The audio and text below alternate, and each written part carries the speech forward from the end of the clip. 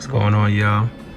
Got a couple requests to discuss, my signal flow and how everything is like orchestrated when I make these beats. Since not been the first time, it's been a bunch of times based on the music I make, primarily lo-fi or boom bap, whatever you call it. So I thought I'd just put together a little short, concise video explaining to you guys how my signal flow works. This took years of experimentation, let alone reading forums and just checking out the whole beat community as a whole. So, granted, I've been making beats since the age of 13. Like I've been doing this for a minute, and I always wanted that analog sound, and I've had ways of going about it. But I think my best marrying compilation of that would be the MPC Studio. That was my first MPC, and as more devices came into play, I didn't have all of this. I really didn't. I just started harboring equipment and analog gear, I want to say till like late 2016, when I sort of tried to figure out what I would do.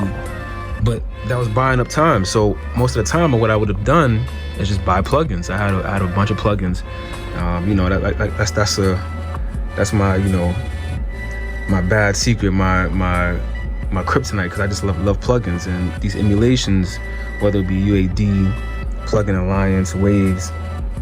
That's why I first got a taste to the analog world and the technical aspect. That's in 2017. I acquired the MPC, and I acquired the SP44, which is somewhere around here, and then I just started taking from there, from the turntables.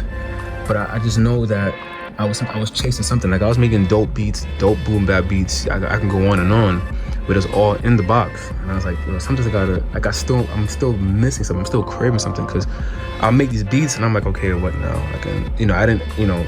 And I know when we start making beats, you just want to make beats like Jay Dilla. We want to make it like Ninth Wonder, Stolen Drums, to name a few people, DBIs. But we don't really fully get the concept until we have to mix those beats. You know what I'm saying? Like coming from that era where we wanted more clean sounds, like trap music, dubstep, you name it. You want the purest and cleanest sound. So when I got these plugins, I was mainly doing it just to get the cleanest sound. But when I was making these boom bap beats, like they were hitting, but they were not hitting hard. They wouldn't sit properly in the mix. So I said, let me take it from scratch. Because my journey to making beats is always to be like, or emulate these pioneers and producers that I looked up to. So I get this MPC, I'm making these beats. Remember, I didn't have none of these things. I just had this MPC. If I show you my old setup, it was just a foldable desk and just this MPC and some speakers, and I was rocking. And I'm hitting them out through this headphone jack. So the preamp is pretty good. The beats were not, but when I transferred to the computer, they just was not sitting in the mix. And it was for the longest year, I made about 50 to 100 beats on these things. And you can see like different cards here that they all have different beats on them. I gotta buy some more about them here, but and these beats are just not hitting. And I would take it back to the studio, and my boys were like, yo, these beats are hard, but they're just missing something, as opposed to your beats that you make on a computer, hence the plugins. So lo and behold, and I just call this destination in itself. I don't make it a ironic coincidence, but I ran into Stolen Drums on YouTube. Shouts out to him. And I just been married to his YouTube channel, and just the little things that I took for granted as far as mixing, because I even went to audio school and they taught me mixing. I was overlooking it. I was looking at it in the deeper science of it. But nevertheless, I'm gonna break down the signal flow.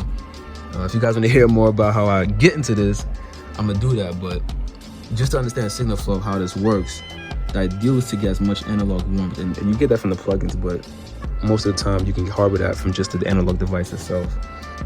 So I started with an MPC 1000. I got an MPC live as well, but this grit right here, man, you can't make this up, man. It's just analog warmth of just starting out. I got 8 channels. They go to this mixer that I have. 8 channels here. From these 8 channels, they get summed up to this 2 channel that comes out. But before I get to that, I have these 8 channels. They're being partitioned through my Alesis 3630 compressor. Not really a good compressor, but the side chain alone is just what gives you some dynamics. I would like to think in my own perfect world, I'm getting some warmth from this as well too, because audio is being passed through here just to even get that side chain. So you're getting some kind of digital aspect or or harmonic distortion in some sort of fashion from this. Once that gets partitioned and is parallel and this concise thing, it all gets routed to a 2-channel.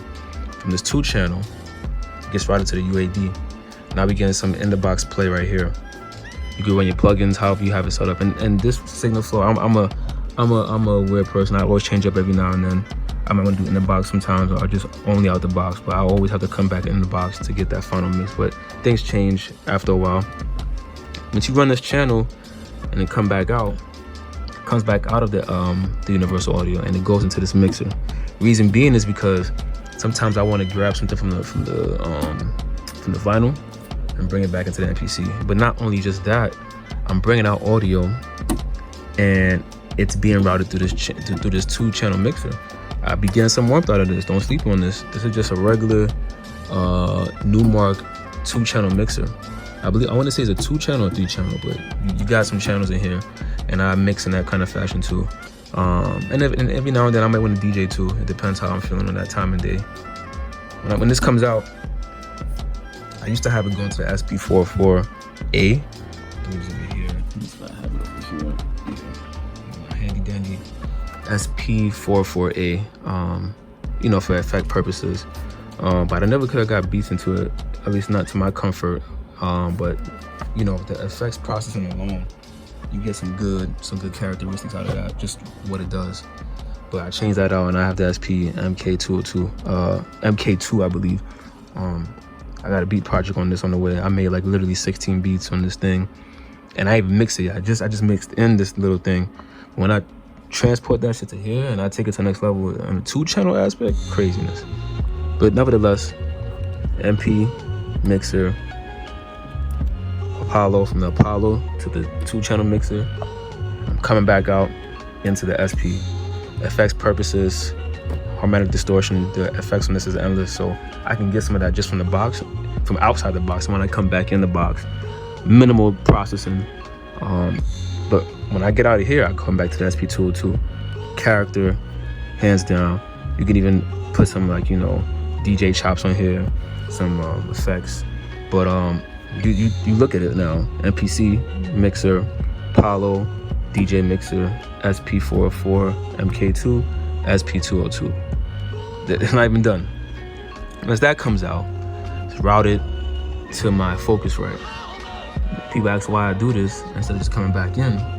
I have for 2 reasons, because this Apollo only has I think 2-channel input and 4-channel output. So 2 being what you can bring in, and 4 being for the speakers, and I think another one. So there's another one is for the ADAT, and I need that for more ins and outs, just in case I want to get, you know, some more effects or some more output gear, or just bringing in more RCA channels. I need that for the ADAT. So when you add these 2 plus these 6 that I have 8 channels of input.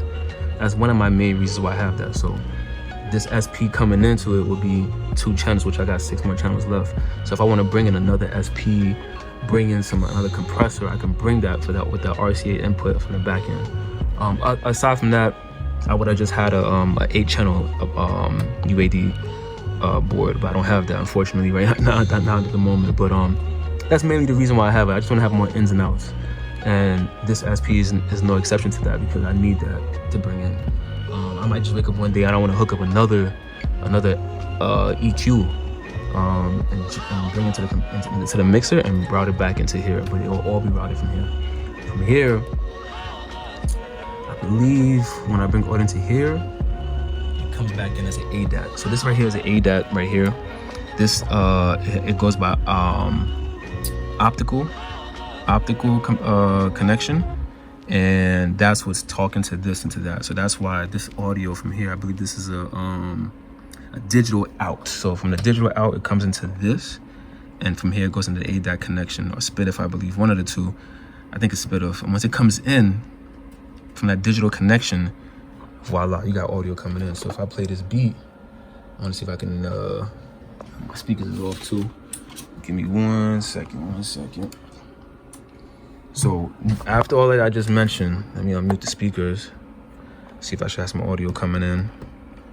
Hopefully YouTube don't ban me for the sample, but let's see. Okay, we got audio.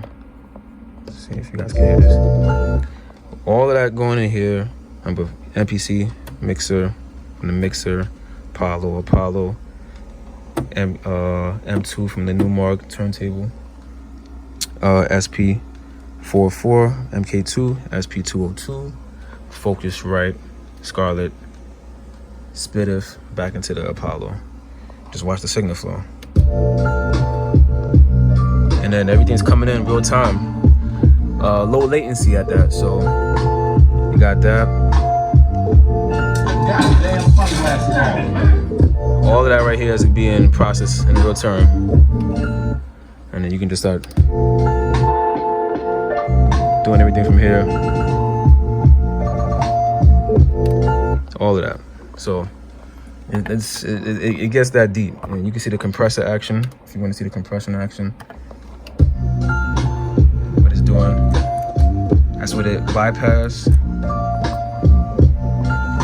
I'm controlling every sound. So if I want a DJ, I can just bring it back in. These are all effects I'm bringing in. So you see what I'm doing here. All of this is in real time, by the way. All this is in real time. And I can bring in something here. It's showtime!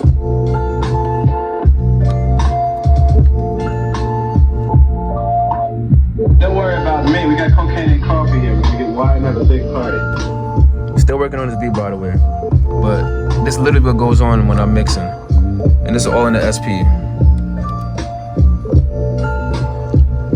Sounds not that bad. And then I can just finish mixing what I have going on here. I got the API.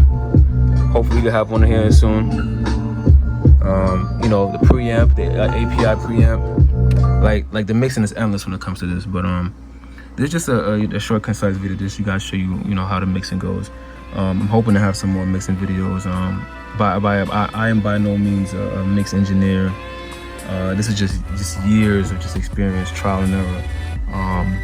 And just putting in my hours of daily beat making every day. Like, you know, I'm always learning. Even as old as I am today, I'm still learning tips and tricks. Just creating that warmth and that sound and that kind of music that I would personally like listening to, just because I made it and it just meets my listening recommendations. I hope to, you know, inspire people to create, because you know that's just mainly what it's about, just creating. And every day is just perfecting your craft every day. The ideal is not to be perfect, but it's just to stay on top of your craft. It's like going to the gym. You're not going to the gym to train for the Olympics, but you want to just make sure you're in tip-top shape because you just love the sport that much. So, but you know, let me know what y'all think.